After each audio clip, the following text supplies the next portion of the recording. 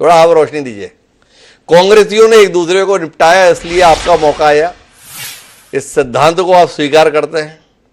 या भाई कांग्रेसी तो बहुत एकजुट होकर लड़े थे, सामूहिक नेतृत्व में चुनाव था, सारे नेताओं ने अपनी पूरी ताकत लगा दी, पर फिर भी आप जीत गए क्योंकि आप और अच्छा लड़े थे। किस विचार के साथ खड़े रहने के संतोष पांडे?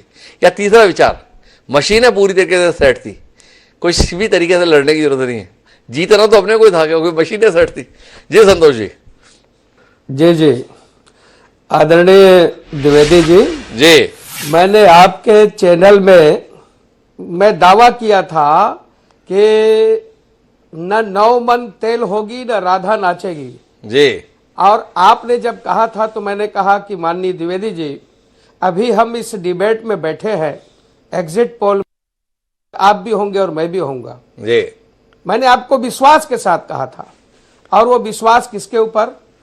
तो हमारे विगत 2 महीने चुनाव से पहले जिस प्रकार से भारतीय जनता पार्टी के कार्यकर्ताओं ने मंडल, शक्ति केंद्र और बूथ तक काम किया और हमारे रणनीतिकार माननीय माथुर जी, नितिन नवीन जी और फिर स्वास्थ्य मंत्री मांडविया जी का जो मार्गदर्शन मिला, माननीय देश के यशस्वी प्रधानमंत्री सम्माननीय नरेंद्र मोदी जी ने जिस प्रकार से कैंपेनिंग की, अमित शाह जी ने जिस प्रकार से कैंपेनिंग की, उसका परिणाम है। और ये 1-2 विषय जो अभी चर्चा में आया जी, कि हमारे आदरणीय आरपी सिंह साहब ने जो कहा जी कि शैलजा जी या कांग्रेस के प्रभारीगण आ गए थे और भारतीय जनता पार्टी के प्रभारीगण नहीं आए थे जी।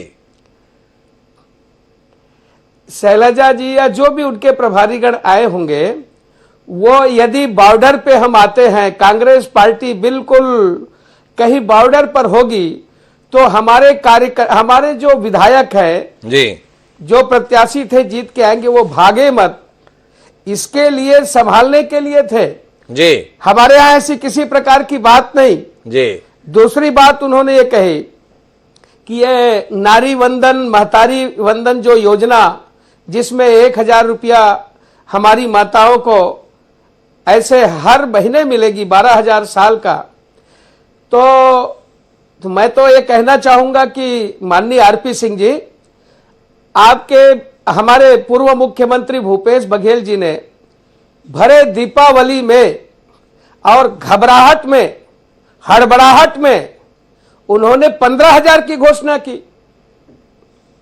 उनके 15,000 की घोषणा को लोगों ने स्वीकार नहीं किया, उन पर विश्वास नहीं किया। मैं तो ये कहूंगा कि इसमें तो विश्वास किया ही नहीं।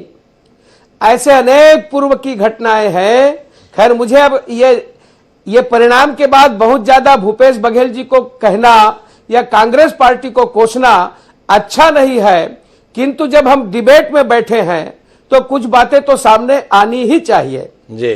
आपको ध्यान होगा कि जिस प्रकार से ये महतारी वंदन योजना में उन्होंने स्वीकार नहीं किया, और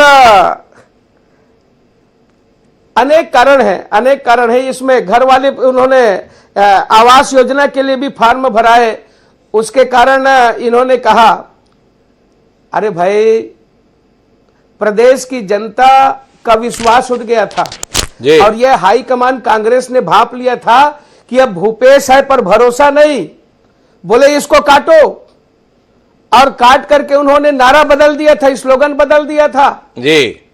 अरे भाई, ना तो जय सिंह को, कोरबा के सांसद, कोरबा के विधायक मंत्री को भरोसा था, न तो मोहन मरकाम को उन पर भरोसा था, न दीपक बैज को उन पर भरोसा था, न टी.एस. सिंहदेव को उन पर भरोसा था, न शैलेश पांडे को भरोसा था।